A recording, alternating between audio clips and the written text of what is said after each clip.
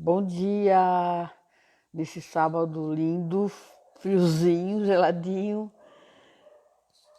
E hoje nós estamos aqui, vamos fazer uma live single e vamos falar sobre a metáfora do Éden é o tema. Nossa, a trilha sonora tá boa aqui, eu não tenho como impedir isso. A trilha sonora canina sempre faz parte das minhas lives. E então hoje a metáfora do Éden é mais ou menos aquilo que nós devemos, né, compreender a respeito de Adão e Eva, a origem da humanidade, a origem do homem em si, né, no sentido amplo da palavra, né, não é no sentido do homem gênero, mas do homem humano, né. E, então a gente vai discorrer sobre esse assunto, né, com uma fundamentação espírita, né, sobre a visão espírita da humanidade. E esperamos então, oi, Evanes, bom dia, Bruna, bom dia. Então, repetindo, nós estamos hoje aqui, vamos fazer aqui uma live single, né, exatamente 11 horas aqui, 11 e 2 minutos. E vamos, o título da nossa live hoje é a metáfora do Éden. É uma visão espírita da origem da humanidade, né? E a trilha sonora já começou, canina, né? Oi, Samirinha, bom dia, querida, bom dia. Vamos dar oi, Bia, bom dia para todos. A trilha sonora tá demais, né? Eu vou ver se eu fecho a janela ali só um minutinho, gente, enquanto tá chegando todo mundo aí, porque senão vai ser uma coisa de louco essa. Não tem como controlá-las. Um minuto.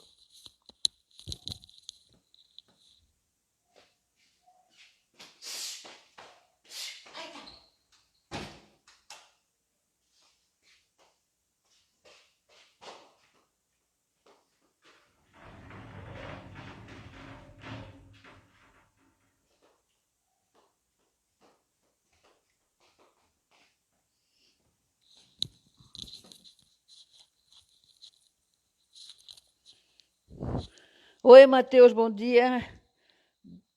Bom dia. Bom dia a todos, bom dia. Oi, Juliana. Bom dia, querida. Gente, eu dei uma saidinha ali porque eu fui tentar controlar a trilha sonora canina, que sempre me acompanha nas lives. Gente, bom dia novamente. Hoje vamos bater um papinho aqui, quer dizer, eu vou falar, né? Mas a hora que vocês quiserem intervir aqui com alguma pergunta. E nós vamos falar sobre a metáfora do Éden. Oi, Denise, bom dia, querida. Metáfora do Éden, nós vamos... essa conversa, ela tem uma visão espírita, certo? Sobre a origem da humanidade, sobre a origem do homem em si, não do homem gênero, mas do homem ser humano, né? Como que a humanidade chegou e como que a humanidade se tornou depois da criação divina. Então, o que acontece, né? A metáfora de Adão e Eva, ela surge nas religiões abrâmicas, né? Que são as religiões, o cristianismo, o judaísmo e o islamismo, né? Que são três religiões diferentes, mas todas as três elas abrangem a origem da humanidade com essa metáfora de Adão e Eva, mas vistas de formas distintas. Né? O islamismo, por exemplo, ele até, por incrível que pareça, ele tem uma visão muito mais, menos, digamos assim, patriarcal do que o próprio cristianismo, às vezes. Mas o Haroldo Dutra Dias, que é uma pessoa que eu sigo muito e gosto muito dos livros dele, das palestras do Haroldo. O Haroldo, quando ele fala sobre... Para mim, ele é uma das autoridades sobre o Evangelho aqui no Brasil. O Haroldo Dutra Dias é um juiz mineiro e que dedica a sua vida ao estudo do Evangelho.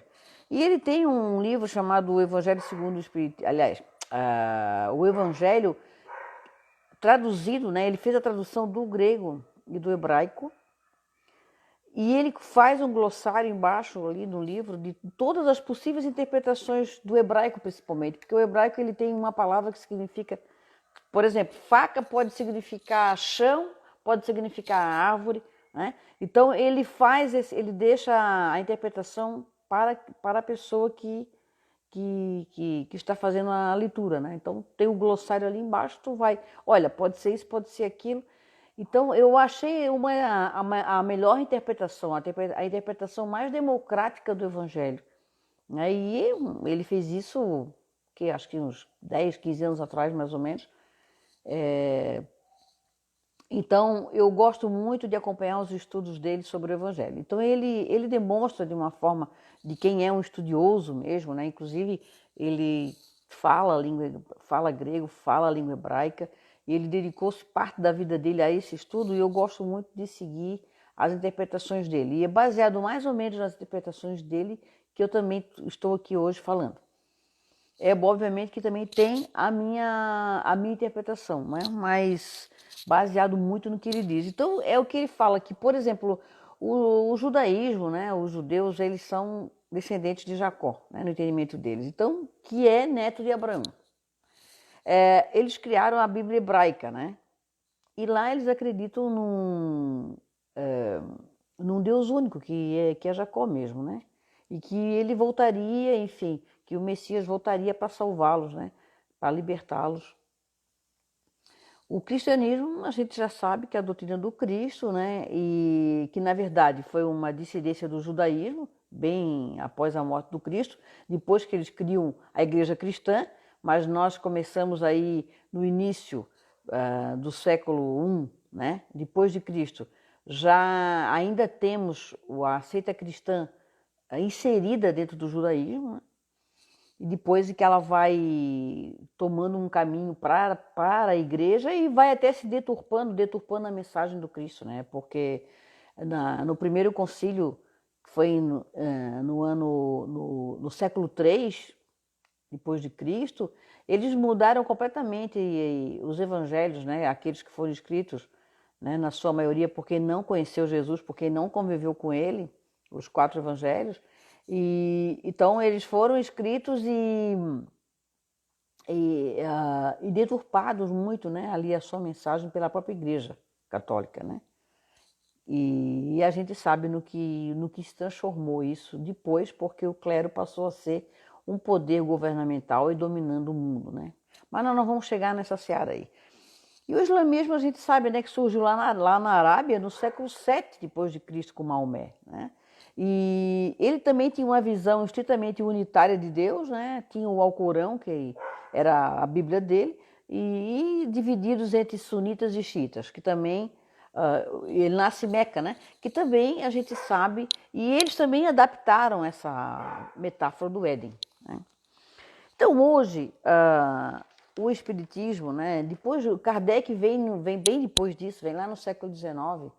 E tem uma pergunta do Livro dos Espíritos que pergunta em que ano viveu Adão, né? E a resposta dos Espíritos, ele diz o seguinte, que Adão foi quando surgiu a humanidade.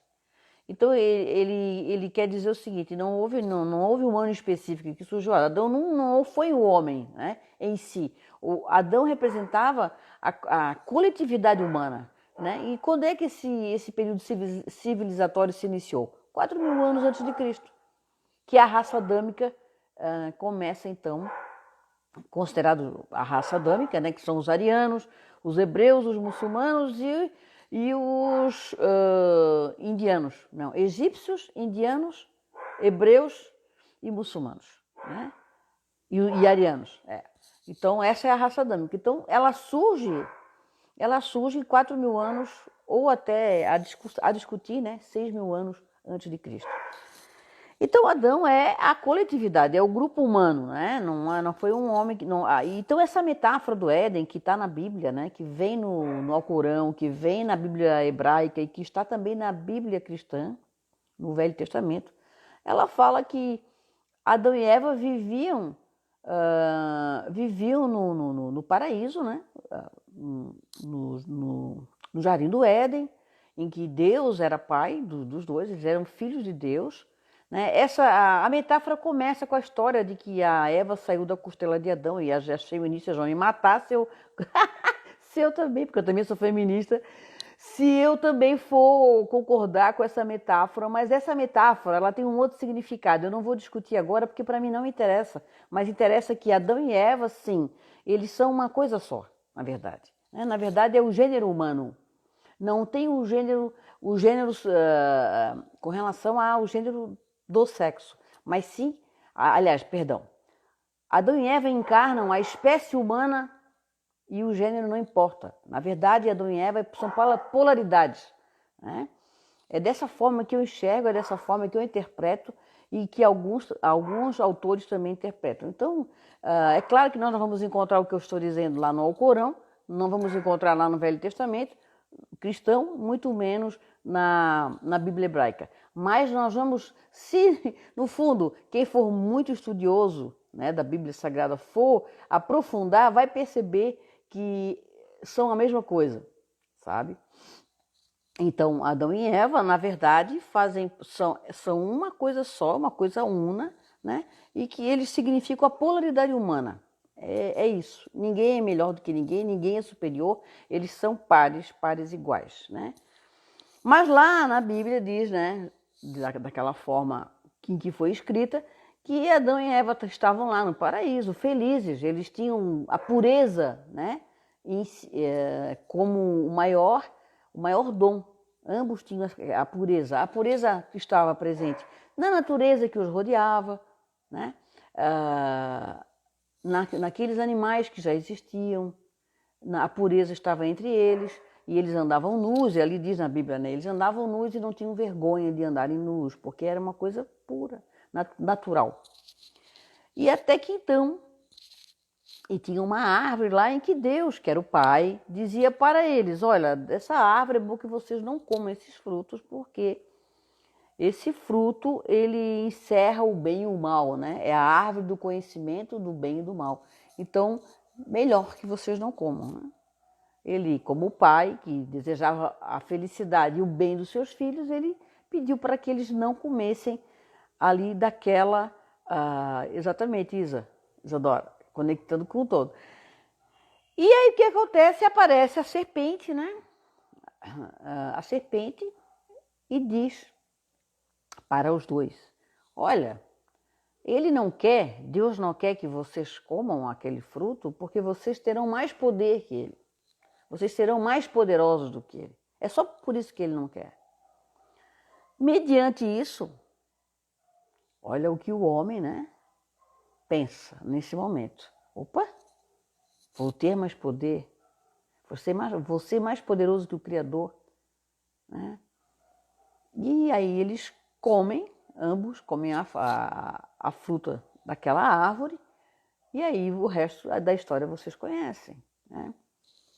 Em momento algum, tanto Adão quanto Eva, e vamos aqui como de novo raciocinar que eles são o ser humano, né? Nessa metáfora, eles pararam para pensar por quê? Por que que a serpente que rastejava, né, que rastejava ao chão, veio lhes dizer que se comesse aquela fruta, eles seriam mais poderosos do que Deus, do que o Pai. Não raciocinaram por isso. Uai, se eu sei que comer daquele fruto eu vou ser mais poderoso e mais forte, por que eu não vou comer?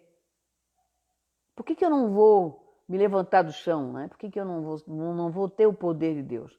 Né? Ninguém parou para pensar, né, esse aspecto. Então é nessa metáfora aí que eu vou começar a conversar com vocês sobre essa história, que é a metáfora humana mesmo. Quantas vezes nós somos tentados, né? Tentados a desembarcar de um navio que nós já estamos indo muito bem, no mar tranquilo, ao sabor da brisa, dia ensolarado, águas calmas e cristalinas, céu azul. Nós estamos lá com um propósito do bem, um propósito de trabalho, um propósito de coerência, de honestidade. um propósito de pacificação, de amorosidade, mas somos tentados naquele momento a saltar daquele barco e sermos mais fortes, mais poderosos, um navio muito maior que aquele, navegando em outros mares, mares mais poderosos, tendo muito mais gente a nosso dispor, sob o nosso jugo.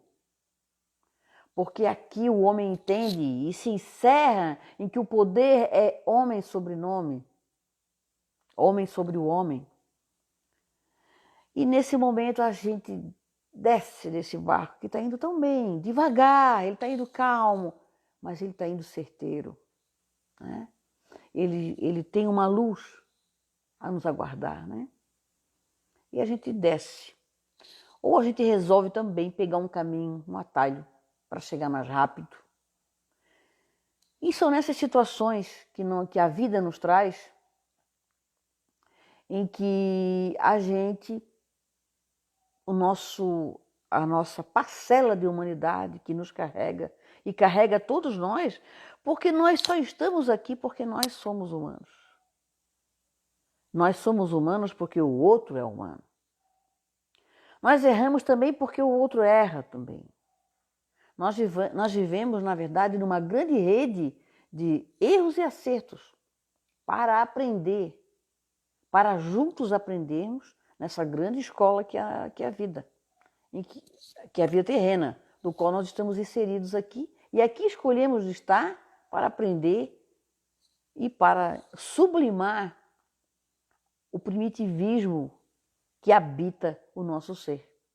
Então, nesse momento em que a serpente oferece o maior poder para ambos ali, para a humanidade, e que nós aceitamos, nós também estamos aceitando as consequências advindas dessa escolha.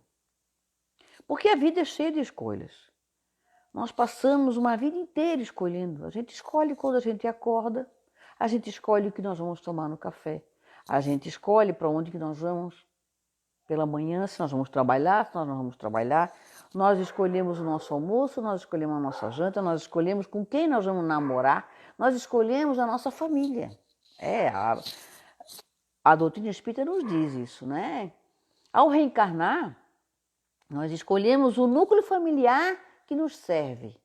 O núcleo familiar que será fértil para que possamos ali semear e colher os frutos de que nós precisamos para a nossa evolução. Então nós temos essa necessidade de conviver naquele núcleo familiar, naquele núcleo de amigos, para o crescimento. Então ninguém está na família errada. Ah, não parece meu irmão, não parece meu pai, não parece minha mãe. Não, eles são pais e mães biológicos. Eles são irmãos biológicos. Mas a verdadeira família não é a consanguínea. A verdadeira família é a família espiritual, né? Como muitas pessoas dizem, a minha família são os amigos que eu escolho. Mas é o núcleo que eu preciso conviver. Eu preciso conviver com aquelas pessoas. E elas precisam conviver comigo, para que todos, né, superemos essa etapa terrestre, essa missão que nós nos comprometemos aqui vir para continuar a lapidação dessa pedra bruta que todos nós somos. Nós somos diamantes, mas ainda em pedra bruta. Todos nós somos. Né? E Adão e Eva também eram. Eles eram divinos, criados à semelhança e perfeição de Deus. Deus era só amor, Deus era só luz e a vida deles também. Até então que eles resolvem partir para a humanidade, para as experiências humanas. E dali tem a procriação, Caim e Abel, um mata o outro, outro casa com a irmã e aí todo mundo começa. Né? Isso, obviamente, a gente sabe que é a metáfora bíblica, mas que nos conta muito, né? Que depois Noé vem e salva só a família dele e os animais, e aquela população terrestre precisa ser varrida, porque estavam, né, segundo a Bíblia, vivendo em erro, vivendo no egoísmo, no egocentrismo, no materialismo, se matando, criando guerras, enquanto que Deus entende que naquele momento precisa precisamos varrer da terra o mal, para que a luz nasça, né? Aí vem a tempestade, que não é a travessa, a escuridão, a tempestade, para que depois nasça a luz, a calmaria. E a gente sabe que para a gente ver a manhã ensolarada nascer, nós atravessamos a noite, a treva, né? A escuridão. Então isso é necessário na nossa vida. Para que a gente possa ser melhor, nós precisamos atravessar as nossas vicissitudes, vencer as nossas dificuldades, vencer aquilo que nos faz tão humanos a ponto de que nós precisamos lutar, porque é a nossa maior batalha contra nós mesmos. O Chico já dizia, Chico Xavier, dizia o seguinte, que o maior inimigo somos nós mesmos. O único mal a temer é aquele que habita dentro de nós. Porque é aquele que nós ainda entendemos que não é tão mal assim, que ainda nós entendemos que faz parte de nós e que devemos conviver com ele, de forma equivocada. Então o único mal a temer é aquele que ainda habita em nós. E o maior conflito é o conflito interno. Porque a partir do momento que se processa o autoconhecimento, em que nós nos conhecemos a ponto de saber aquilo que nós precisamos, as arestas que se precisa aparar, aquilo que quando nós admitimos as nossas dificuldades. Não, eu sou assim mesmo, eu sou temperamental, eu sou egoísta, eu tenho que tentar mudar isso de alguma forma. A admissão das nossas dificuldades é o primeiro passo para o crescimento. É o primeiro passo que se dá, é o testezinho da escola, é o Enem para a faculdade, sabe? Nós precisamos dar esse primeiro passo ao reconhecer as nossas dificuldades. E às vezes a gente não consegue enxergar, não consegue. Tem um exercício que eu sempre digo que a gente precisa fazer, e ele é muito difícil. Parece simples, mas ele é difícil. É o exercício do espelho, em que nós nos colocamos na frente do espelho, nos olhamos nos nossos olhos e começamos a fazer ali um breve interrogatório. O primeiro interrogatório é: eu ainda tenho sentimentos inferiores em relação a alguma pessoa? Eu ainda sinto raiva, sinto ódio, tenho desejo de vingança daquela pessoa? Aí eu penso, né? O meu racional diz: não, eu não posso. Eu sou já um espírito em evolução, né? E eu estou tentando ser melhor e com certeza não tem mais raiva dentro de mim, não tem mais mágoa. Mas quando eu lembro o fato e começo a falar na frente do espelho sobre o fato, eu falo com raiva ainda. Então, preste atenção. Quando nós relembrarmos fatos antigos de conflitos que nós tivemos com algumas pessoas, prestemos atenção como nós contamos isso. Como nós falamos sobre isso? Que energia que vem? Será que já é uma energia assim? A gente brigou, mas foi uma coisinha tão boba assim. Na época para mim não foi bobo, foi complicado. Mas hoje eu vejo que eu também errei muito com aquela pessoa, sabe? Eu poderia ter sido mais paciente, eu poderia ter sido mais tolerante, eu poderia ter sido mais amoroso, mas infelizmente eu não fui nada disso e aí a bomba explodiu e a gente brigou. Essa é uma forma que eu posso contar. Ou eu posso contar assim: não, mas também, né? Olha só o que ela fez comigo. Não, olha, brincadeira. Tu não acredita. Quando naquele dia que aquela pessoa... Pronto, gente, acabou. Significa que o problema está ali ainda. Que a ferida está aberta. Ela pode até já estar querendo fechar, mas ainda está revendo aí aquela... Sabe aquela inflamaçãozinha ali ainda está inflamadinho, né? Está ali ainda. A gente pensa que já acabou porque parou de doer. Parou de doer, mas ela está abertinha e inflamada. Então, quando a gente reconhece, né, como a Denise aqui, reconhecer sem culpa é o início da reforma íntima. Tá aí outra coisa muito, muito forte e complexa, que é nós nos perdoarmos, né, primeiramente. Né, e a Marcinha está dizendo que é libertador. É libertador, sim, mas não é fácil, gente. Eu sei que não é. Né? Eu estou aqui falando porque eu sou, como vocês, aqui nessa luta diária, né? para ser uma pessoa melhor. E não é fácil porque o externo está aí atacando o tempo inteiro. Todas as situações externas que independem dos nossos passos. Porque cada ser humano é um complexo, é um universo. E cada universo vai responder de acordo com a nossa vibração. Né? Nós temos uma psicosfera ao nosso redor, que ali ela vai estar mais escura, mais clara, mais rosinha, mais cinzenta. Isso de acordo com todos os nossos sentimentos. De acordo com as nossas vibrações. Nós somos pura energia. Nós vibramos o tempo inteiro. E a vida é dinâmica. A vida nunca está estática.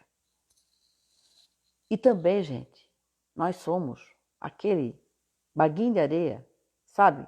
Nessa multidão que é o planeta Terra. Olha o nosso tamanho, né? Terra que pertence ao sistema solar, lá da Via Láctea, e aí vai, né? E quando a gente vê, nós não somos, não é que nós não somos nada, mas nós somos seres ainda, né? Ínfimos com relação a todo esse gigante universo que Deus criou para nós. Aí não, aliás, perdão, nossa, falei uma coisa muito errada agora. Que Deus criou para todos os planetas e para todos que habitam em cada planeta, porque não tem só terrestres, né? O pessoal da Terra, não. Tem vida em todos os planetas. E nós somos todos irmãos. E um dia, se nós encontrarmos alguém que vive lá em Marte, ou alguém que vive em Júpiter, nós vamos olhar e vamos dizer: ô, meu irmão, tu estava longe, hein? Nunca consegui te conhecer porque tu vivias muito longe, a gente não conseguia se comunicar. Mas somos todos irmãos nesse universo de Deus. Então, quando há essa pseudo-expulsão do Éden, né, em que Adão e Eva são expulsos e vão viver, enfim, já que eles achavam que iam ter o poder maior que o Criador, eles foram usufruir desse poder, né, do livre-arbítrio, que é o livre-arbítrio. Agora eu vou fazer o que quiser da minha vida, e Deus sim, e Deus anuiu, e Deus anui até hoje. Deus anui todos os nossos atos, independente desses atos serem criminosos ou não contra a lei divina. É isso aí, Marcinha. Não é fácil, mas é possível. É possível. Claro, se eu estou aqui hoje falando é porque é possível. Né? A nossa luta diária, voltando aqui, a nossa luta diária é igual os vícios morais, são muito semelhantes aos vícios físicos, aos vícios do corpo, né? Quem fuma, quem bebe muito, quem usa droga, enfim. E quem quer sair desses vícios sabe que todo dia é um novo dia. Hoje eu não vou beber, né? Esse é o tema dos adictos, né? Do hoje eu não vou beber, hoje eu não vou usar droga. E hoje eu não vou ser temperamental, hoje eu vou ser mais calmo, hoje eu vou ser menos egoísta. Todo dia nós vamos ter que lutar diariamente contra os nossos vícios morais, que nos habitam essa nossa essência, esse nosso ser, né? Então, essa pseudo-expulsão lá do paraíso, em que Deus diz: então vão, né? Eu continuo sendo pai, eu vou carregar vocês nos meus braços quando for necessário e vou estar aqui, aguardando vocês retornarem aos meus braços. E esse retorno aos braços do pai não significa morrer, gente, né? Porque é uma frase muito utilizada, eu até uso também. Quando alguém desencarna, a gente sempre deseja que ele seja recebido nos braços do pai. Obviamente que ele é recebido, todos nós somos recebidos, todos. Aquele nosso irmão que encontra-se agora no momento equivocado da vida, no crime, por exemplo, também é filho de Deus. Né? Independente de cor, de raça, todos somos filhos de Deus.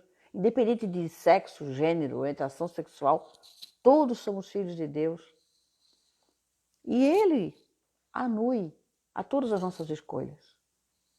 Agora, Ele permite para o nosso crescimento.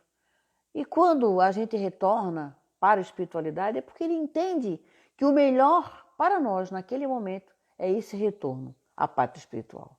Por mais que seja difícil, nós temos essa compreensão, quem está aqui também tem essa compreensão, né? Porque quando a gente perde, essa palavra não é, ela não está bem contextualizada, a gente não perde, mas quando a pessoa parte aqui da terra, uma pessoa querida, né, nós sempre achamos que é cedo, que não deveria ser naquele momento, mas Deus está anuindo, Deus está permitindo, porque Deus entendeu que para aquela pessoa, para aquele espírito, é o melhor momento, por mais difícil que seja para nós compreender.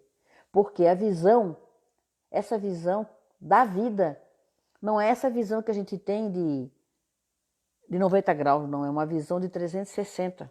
E essa visão a gente só tem em espírito, porque quando nós estamos aqui no corpo físico, a nossa visão é estreita, ela é materialista, ela é egóica. E a gente não consegue perceber isso, infelizmente, né? Então, essa saída do paraíso, ela foi também, de certa forma, benéfica à humanidade para que ela melhorasse, para que ela se compreendesse. Tem um livro que o Chico psicografou, que quem é espírita conhece muito bem, é um livro bem conhecido, que chama A Caminho da Luz. Ele foi escrito em 1938 por Emmanuel, né, que é o guia principal, o mentor do Chico. E nesse livro, ele conta a história, né, de como, da nossa origem aqui no planeta, que nós somos descendentes dos capelinos, né, do planeta Capela, que é uma estrela também, uma estrela que é um sistema solar de Capela, né, e quando Capela entra num processo de transição, indo para a regeneração, quando o Capela começa a se transformar num planeta de regeneração, que é para onde nós estamos indo nesse momento. Alguns espíritos lá não estão, né, em compatibilidade com aquela vibração. Porque, gente, mudar quando se fala planeta de regeneração, planeta de transição planetária, parece que nós vamos mudar. Exato, Catarina. Parece que nós vamos mudar de planeta. Né? Transição planetária, a impressão é que nós vamos fazer uma mudançazinha, que nós vamos para outro planeta. Não, gente, não é. Nós vamos mudar a vibração do planeta.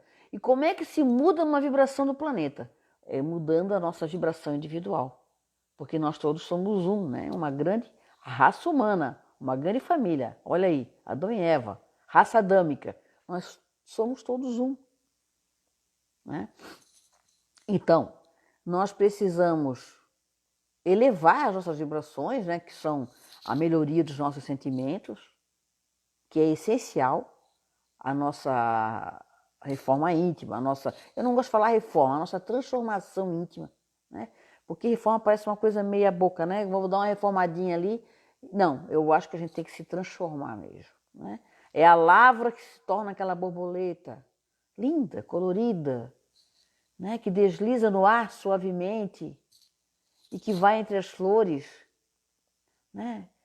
Trazendo-nos beleza à natureza e equilíbrio do meio ambiente. Então, é essa borboleta que a gente precisa se transformar. Né?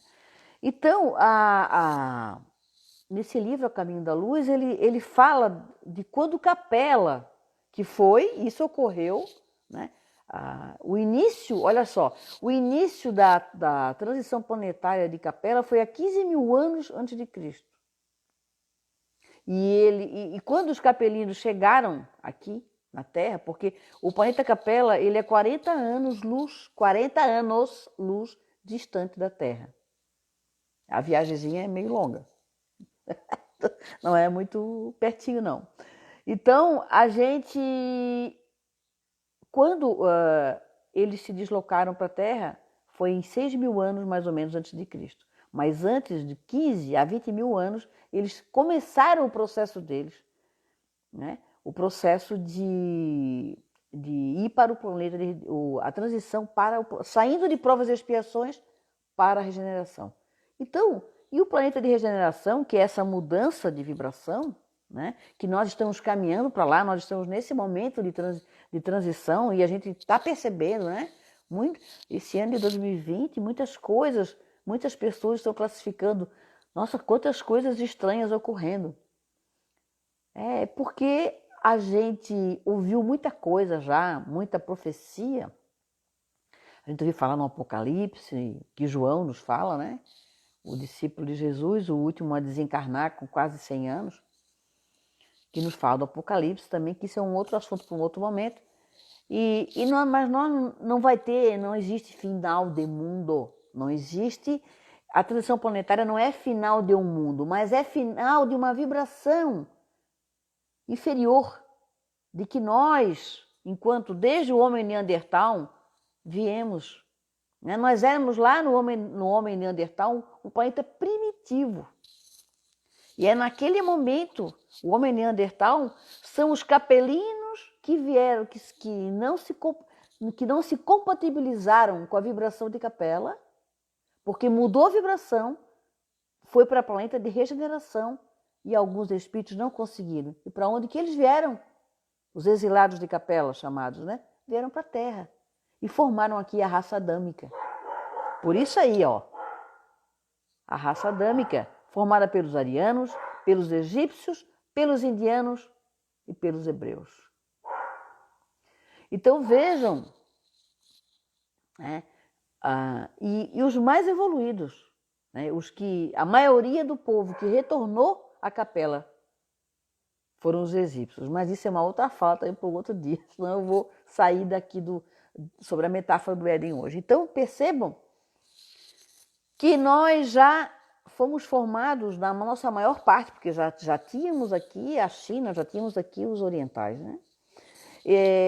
Nós somos formados na nossa maior raça por espíritos que já não tinham se adequado à vibração de outro planeta. Então iniciamos aqui, como era um planeta primitivo, iniciou-se aqui eles nos trouxeram, porque já eram mais inteligentes, muita tecnologia, e assim nós fomos evoluindo, né?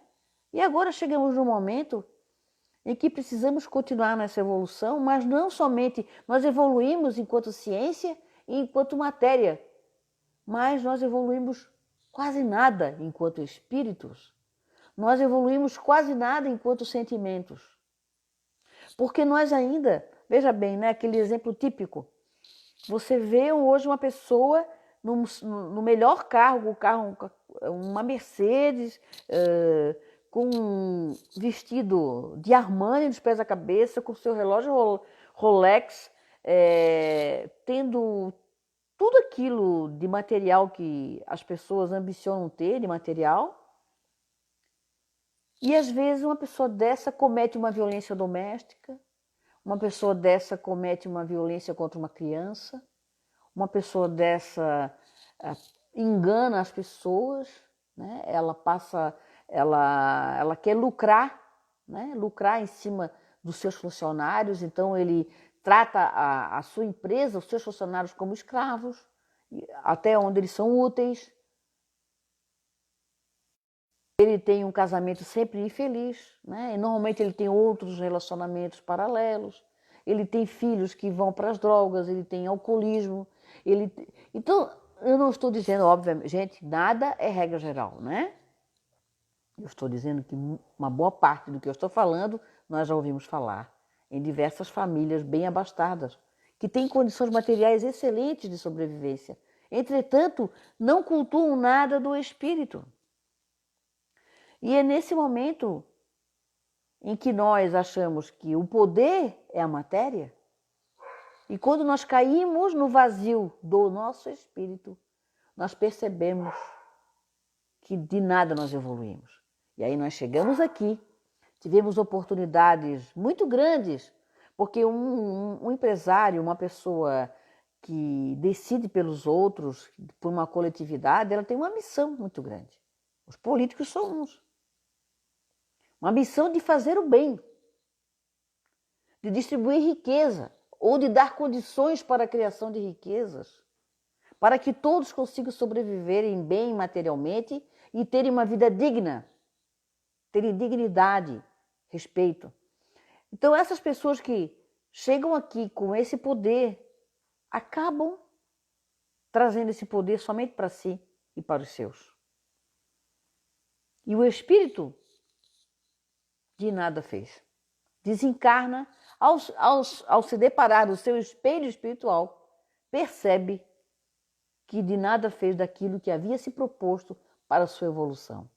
Então não se enganem, a nossa verdadeira evolução é do nosso espírito, é dos nossos sentimentos, como nós tratamos o outro, como que nós convivemos no nosso ambiente de trabalho, como que nós convivemos com os nossos amigos, como que nós convivemos com o nosso núcleo familiar. Nós viemos aqui para nos relacionar, não se enganem. E são nessas relações que nós vamos crescer. Então, se nós temos oportunidade de ter riqueza, como é que nós estamos tentando distribuir essa riqueza ou dar oportunidades a outros de ter riqueza? Então, essa nossa raça do qual nós pertencemos, né, a raça humana, precisa muito ainda, precisa de muitas experiências em novos corpos, ou seja, novas experiências em outras encarnações, para que possamos lapidar, né, para que possamos deixar essa pedra bruta cada vez mais perto daquele diamante que todos nós somos. E é nesse exemplo, né, que eu vou voltar lá para o Éden, para o paraíso, em que nós vivíamos lá como filhos de Deus, filhos do Pai amoroso, Pai pacífico e amoroso, que nos dava de tudo que nós precisávamos. Nós tínhamos tudo, a natureza em harmonia, em equilíbrio, frutos e flores a nosso dispor, a flora e a fauna. E aí, um belo dia, um ser rastejante, que nem em pé estava, veio nos oferecer uma proposta. Olha, vou dar uma dica aí, hein? Se for lá comer daquele frutinho lá, tu vai ser melhor que ele. E a gente resolveu, então, comer o frutinho, para ser melhor do que ele. Foi nesse momento que nós negamos a consultoria do Pai, que nós dissemos para ele, nós não precisamos de ti, a gente vai embora e nós vamos fazer a nossa vida e nós vamos ter o poder que tu tens. Nós não precisamos de ti, nós negamos a sua consultoria. É nesse momento em que nós, criados à semelhança e perfeição de Deus, nós nos tornamos humanos.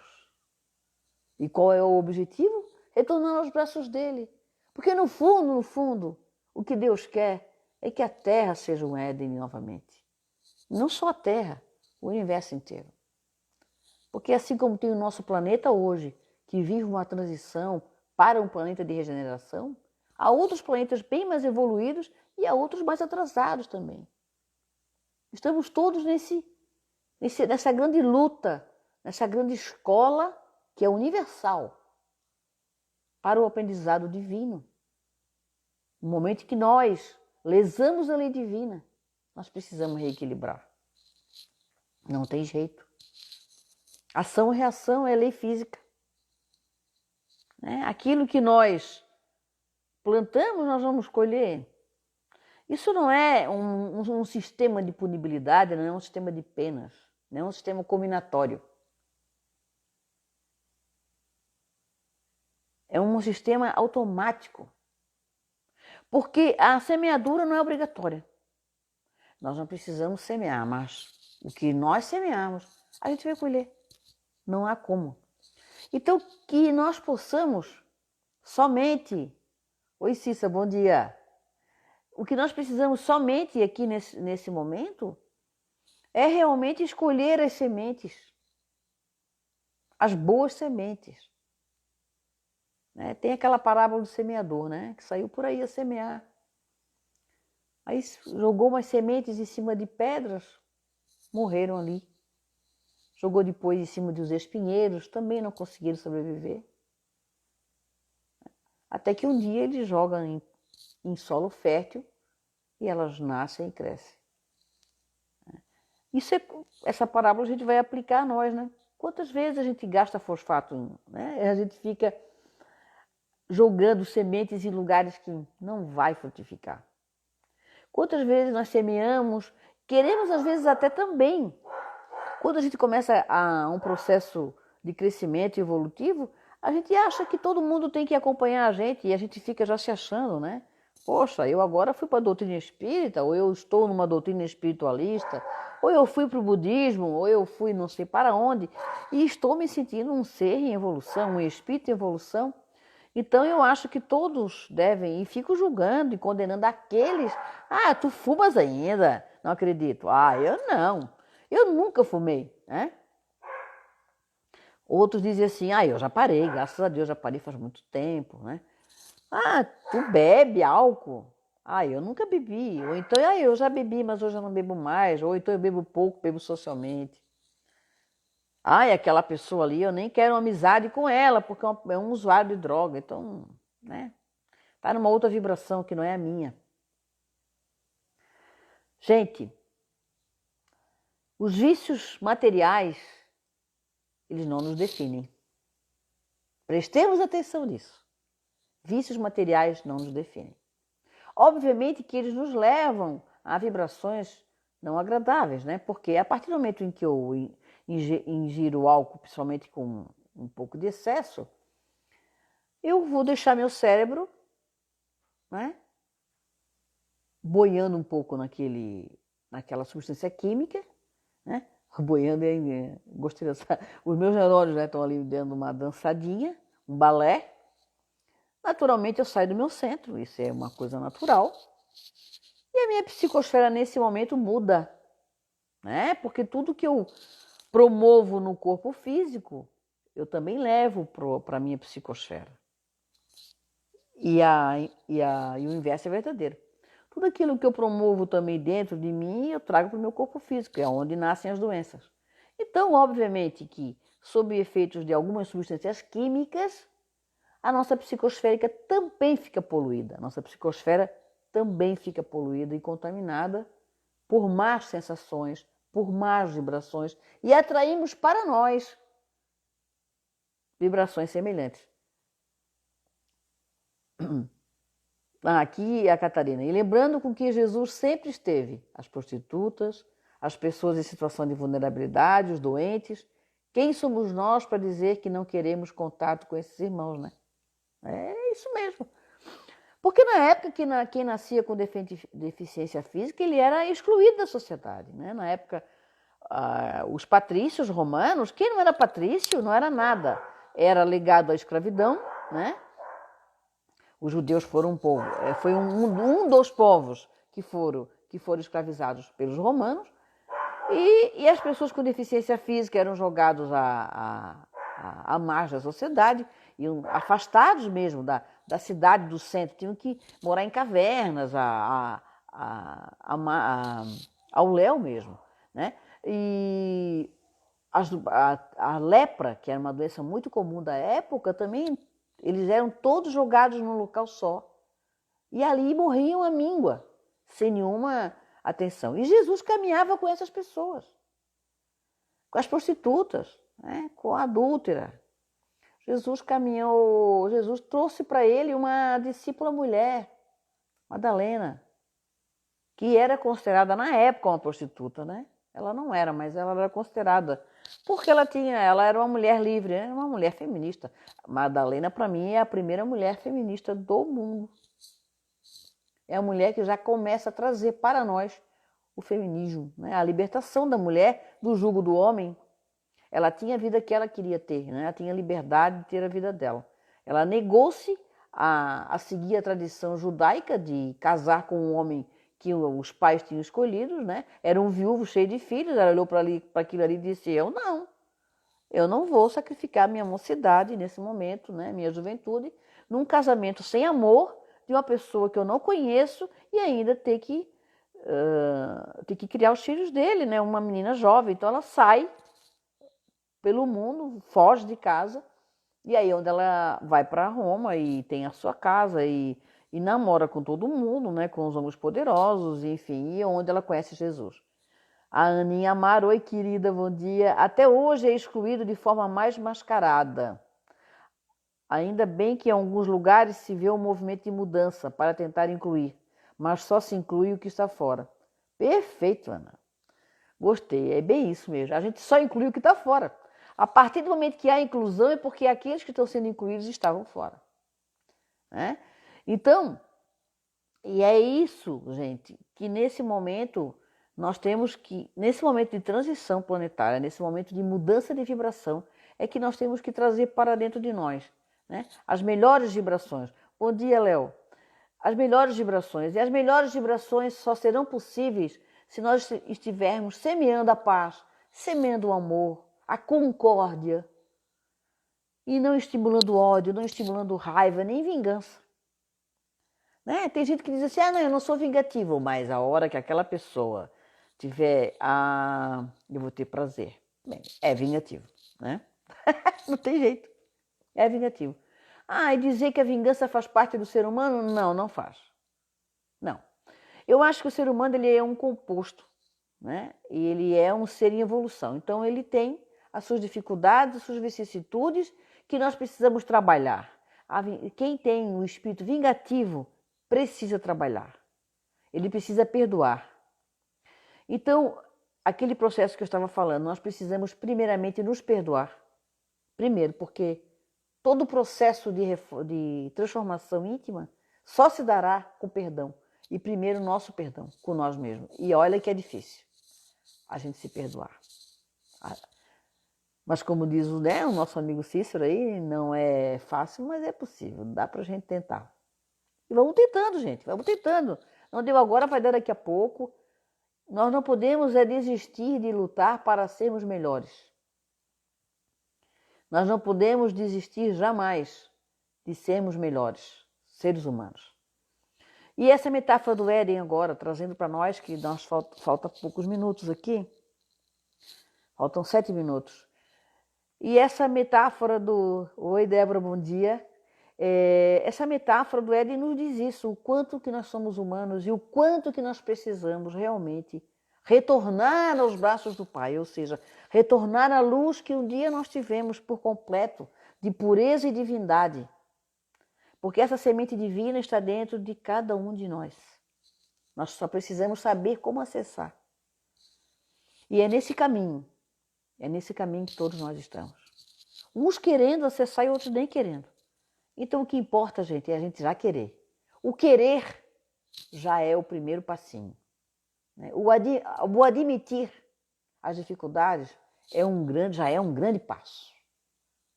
E trabalhar isso, então, é uma passada daquelas larga. Percebam que são processos. E os processos são lentos, eles não são estanques. Ninguém muda da noite para o dia, né? Nós vamos nos melhorando, porque as nossas essências estão ali dentro de nós, né? Como eu já falei e repito, nós temos uma multidão dentro de nós, de diversas personalidades que já vivemos. Sim, o amor sempre vence. O amor sempre vencerá. É isso que eu digo, né? É a luz do amor. A luz do amor divino. Aquele Pai que nos permite tudo, Ele nos permite, nós temos livre-arbítrio, nós escolhemos o tempo inteiro, Ele nos permite escolher. Agora nós vamos escolher e nós vamos também, isso inevitavelmente, colher as nossas escolhas. Né? Olha, escolhas. Né? Já está nos dizendo aqui que nós vamos fazer a colheita daquilo que nós semeamos. Gente, eu espero, novamente eu vou encerrar aqui com uma fala, com uma poesia, né? Paulo foi o apóstolo que não conheceu Cristo, né? Ele viveu depois, ele nunca conheceu pessoalmente Cristo, Paulo. E Paulo, ele era Saulo, né? Que se converte ao cristianismo na estrada de Damasco, quando ele enxerga o Espírito de Jesus na estrada de Damasco. E ali ele fica cego com a luz de Jesus e se converte e muda o nome, né? Muda o nome porque na época, se os cristãos soubessem que ele era Paulo, aquele que ajudou a espancar os cristãos e que perseguiu os cristãos, ele não conseguiria viver, né? E fazer e cumprir a sua missão ali. Então ele muda o nome por isso. Paulo era apaixonado por Abigail, amava foi sua noiva, né? Mas Abigail acaba desencarnando, ela se converte ao cristianismo e desencarna muito cedo sem eles sucumbirem, né, à união deles. Abigail, ela nasceu em Coríntios, né, na Grécia. Então, aquela famosa carta aos Coríntios 13, ele escreve lá, e é uma carta que fala de amor, porque ali, quando ele ia a Coríntios, Paulo, ele raspava a cabeça, porque existia um dogma da época dos judeus de que quando eles enviuvassem e eles fossem até a terra da sua noiva, eles raspariam a cabeça em homenagem a elas. Então, eu vou terminar aqui a minha fala assim. Ainda que eu falasse as línguas dos homens e dos anjos e não tivesse amor, seria como um metal que soa ou como um sino que tine. E ainda que tivesse o dom da profecia e conhecesse todos os mistérios e toda a ciência, e ainda que tivesse toda a fé, de maneira tal que transportasse os montes, e não tivesse amor, eu nada seria. E ainda que distribuísse toda a minha fortuna para o sustento dos pobres, e ainda que entregasse o meu corpo para ser queimado, se não tivesse amor, nada disso me aproveitaria. O amor é paciente e benigno. O amor não é invejoso. O amor não trata com leviandade. O amor não se ensoberbece. O amor não se importa com indecência. O amor não busca os seus interesses. O amor não se irrita, não suspeita mal. O amor não folga com a injustiça, mas folga com a verdade. O amor tudo tolera, tudo crê, tudo espera e tudo suporta. O amor nunca falha. Havendo profecias, serão aniquiladas. Havendo línguas, cessarão. Havendo ciência, desaparecerá. Porque em parte conhecemos e em parte profetizamos. Mas quando vier o que é perfeito, o nosso grande mundo de regeneração ou ditoso, então o que é em parte será aniquilado. Quando eu era menino, falava como menino, sentia como menino, discorria como menino. Mas logo que cheguei a ser homem, acabei com as coisas de menino. Porque agora vemos por espelho em enigma, mas então veremos face a face. Agora conheço em parte, mas então conhecerei como também sou conhecido. Agora sim, permanece a fé, a esperança e o amor. Mas destes três, o maior destes é o amor. Um final de semana e uma vida com muito amor para todos. Beijo. Obrigada.